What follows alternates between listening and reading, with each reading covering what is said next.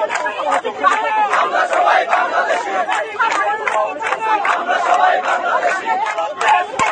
জিন্দাবাদ জিন্দাবাদ, বাংলাদেশ বাংলাদেশ।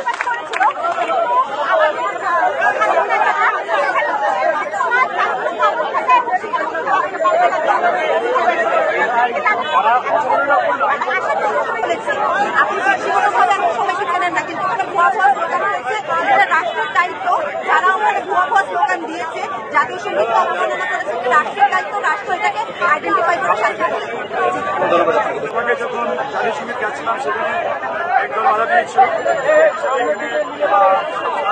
আন্দোলন করছিলাম, সেখানে দলীয় স্লোগান দিয়েছিল। সবকিছু মিলে এখানে আজকে যে আমাদের জাতীয় সঙ্গীত পরিবেশনা আমরা দেখেছি, একদলে জাতীয় বাংলাদেশের যে জাতীয় সঙ্গীত সেটাকে আন্দোলন করেছে, সেজন্য ঢাকা বিশ্ববিদ্যালয়ে বাংলাদেশ পন্থী শিক্ষার্থীদের কাছ থেকে জাতীয় সঙ্গীত পরিবেশনা করছে। বাংলাদেশের পক্ষে কোনো ছাড় নয়।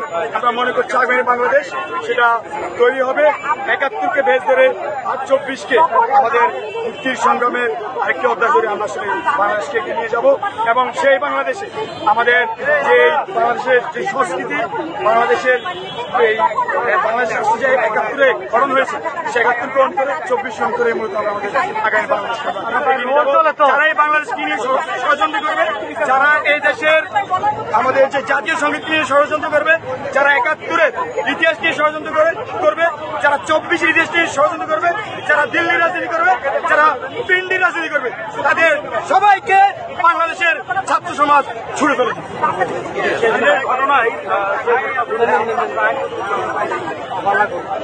আমরা মনে করছি বিভিন্ন রাজনীতি মত পার্থক্য থাকবে, কিন্তু যে বাংলাদেশপন্থী রাজনীতির কথা আমরা বলছি, এখানে ৭১কে অন করে ২৪কে অন করে আমরা সে বাংলাদেশ আগামী রাজনীতি আমরা তৈরি করতে চাই। তো আমরা মনে করি অনেকের অনেক জায়গায় দ্বিমত থাকতে পারে, কিন্তু সেটা অবশ্যই ক্রিটিক্যালি সেটা বলতে হবে। কিন্তু এমন না যে এই সঙ্গীত আমার জাতীয় সঙ্গীত, সেই সঙ্গীত থেকে অবমাননা করার সেই সাহস নেই। না, আমরা এখন পর্যন্ত আইনগত ব্যবস্থায় যাইনি, তবে বিষয়টি আমাদের আলোচনাধীন অবস্থায় আছে। আমরা প্রাথমিকভাবে এখানে এই যে তাদের যে বাধা প্রদান, তার প্রতিবাদ স্বরূপ আমরা এখানে আজকে জাতীয় সঙ্গীত পরিবেশন করছি। আজকে সাধারণ শিক্ষার্থীদের ব্যানারে কি ছিল? আপনারা দেখেছেন শাহবাগে আবির্ভাব ছিল, সেখানে তাকে নানাবিধ হচ্ছে বাধা দেওয়ার চেষ্টা করা। এর পাশাপাশি আমাদের সামাজিক যোগাযোগ সম্পর্কিত নানাবিধভাবে জাতীয় সঙ্গীত বাংলাদেশের রাষ্ট্রের জন্মের সাথে জড়িত, অস্তিত্বের সাথে জড়িত অনেক কিছু নানাবিধভাবে প্রস্তুত হচ্ছে একটি মহল উদ্দেশ্য করে। আমরা মনে করি তা পাকিস্তানপন্থীদের বিরুদ্ধেই বলতে পারেন। আজকে হচ্ছে আমরা আমাদের জাতীয় সঙ্গীত পরিবেশনা করেছি।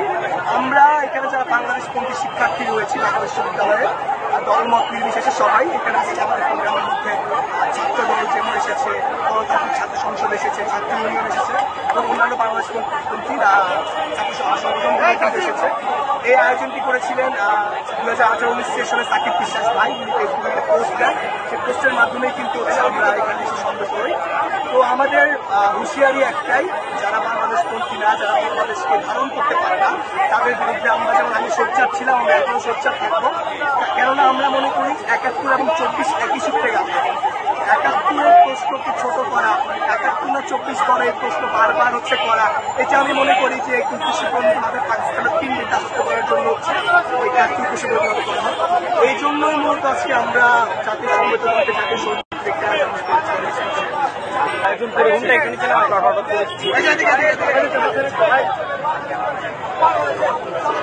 আপনার আয়োজন করেছেন, এর আগে যে একটা ঘটনা ঘটেছে, সেই ঘটনার প্রেক্ষিতেই আজকের এই আয়োজনটা, তার কিভাবে পরিকল্পনায় আসলো বা কিভাবে কি চলছে?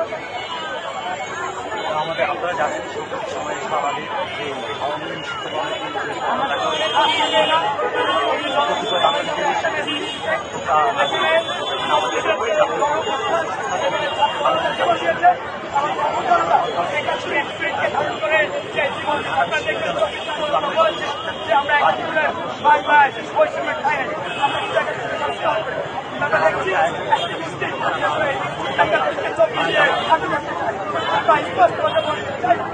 বাংলাদেশ ৭১ হবে ২৪